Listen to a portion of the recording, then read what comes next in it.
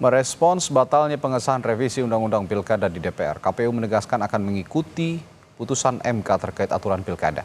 KPU juga akan segera berkoordinasi dengan Komisi 2 DPR RI untuk menyusun peraturan KPU untuk Pilkada 2024. Kami juga sudah menyiapkan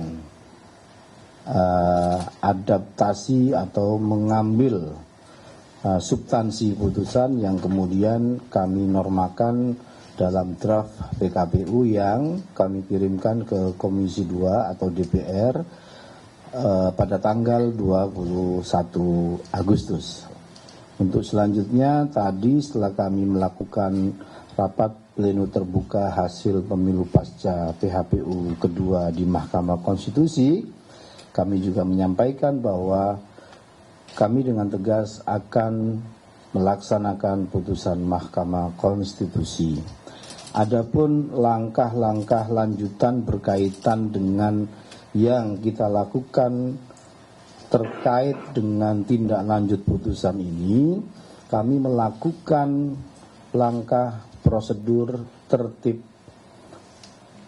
prosedur, yaitu dengan melakukan konsultasi, dengan melakukan pembahasan di Komisi 2 atau di DPR.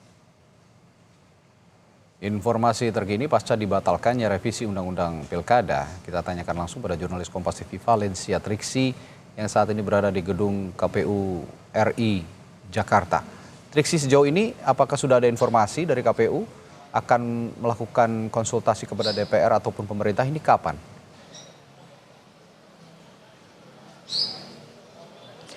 Iya, Radi, mengikuti apa yang disampaikan oleh pihak Komisi Pemilihan Umum pada saat press conference semalam bahwa memang KPU sudah bersurat kepada DPR, khususnya Komisi 2, untuk pada tanggal 21, yakni satu hari setelah putusan dari Mahkamah Konstitusi diterbitkan pada tanggal 20 Agustus.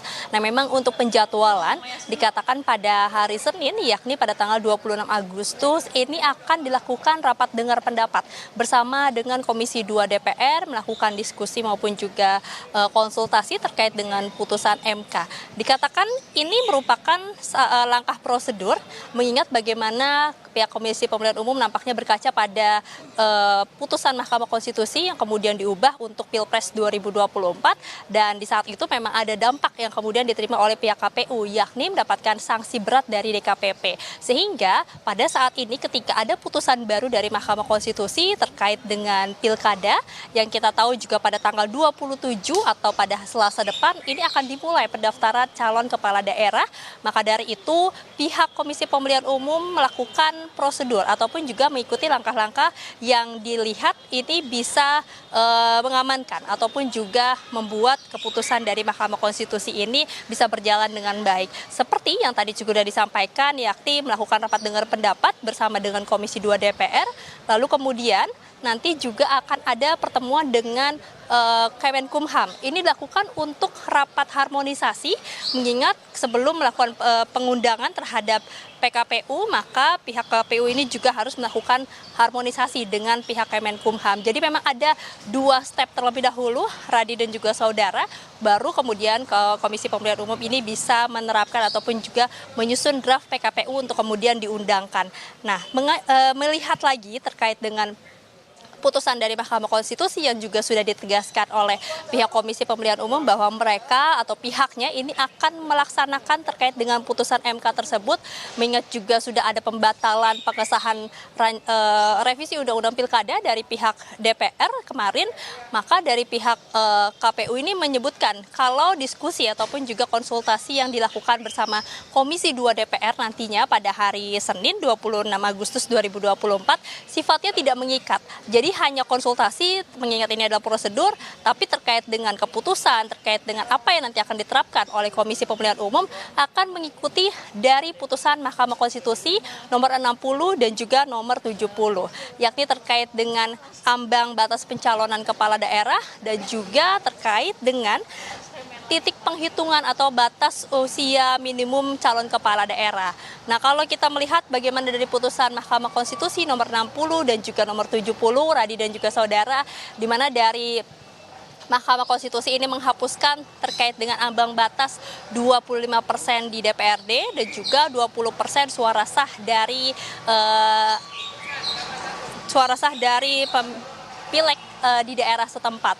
Nah, ini berarti ada kesempatan baru bagi partai-partai yang memang tidak sesuai dengan ambang batas, termasuk juga kesempatan bagi partai-partai non-parlemen untuk kemudian bisa maju mengikuti pilkada dengan mengajukan calon perseorangan. Nah, ya ini juga kita akan nantikan apakah memang ada kejutan-kejutan terkait dengan pilkada, karena yang baru terdengar khususnya di DKI ya, Radi dan juga saudara, ini ada calon Ridwan Kamil dan juga Suswono, lalu kemudian juga ada Darmakun yang merupakan calon independen. Nah, apakah dengan adanya aturan baru dari Mahkamah Konstitusi terkait dengan penghapusan ambang batas ini akan ada calon lain yang kemudian diajukan.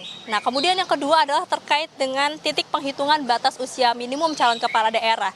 Yang ditegaskan oleh Mahkamah Konstitusi adalah penghitungannya ketika KPU menetapkan bakal pasangan calon itu adalah usia minimumnya. Jadi bukan pada saat pelantikan ketika usia calon tersebut dianggap sesuai. Nah, itu adalah keputusan-keputusan yang memang juga sudah dirasa ini adalah angin segar bagi demokrasi dan juga yang harus dikawal sampai seterusnya, dan juga mengingat bagaimana tanggal 27 ini akan melakukan pendaftaran pilkada dan juga akan ada pilkada serentak pada November mendatang. Maka dari itu, Radi dan juga saudara, yang kita nantikan pertama adalah bagaimana RDP, penyusunan PKPU, dan kemudian berjalannya pilkada serentak dimulai dari tanggal 27 Agustus ini. Radi. Ya, masih ada 2 hari kerja ya untuk KPU untuk melakukan 2 langkah yang sudah disebutkan Triksi tadi, melakukan konsultasi kepada DPR dan juga melakukan harmonisasi dengan pemerintah. Dan 2 hari kerja ini merupakan 2 hari yang sangat sempit begitu ya. Sepertinya KPU harus mengebut untuk menyusun peraturan KPU untuk dalam koridor penyelenggaraan Pilkada serentak 2024. Terima kasih Valencia Triksi melaporkan langsung dari gedung KPU RI di Menteng, Jakarta Pusat.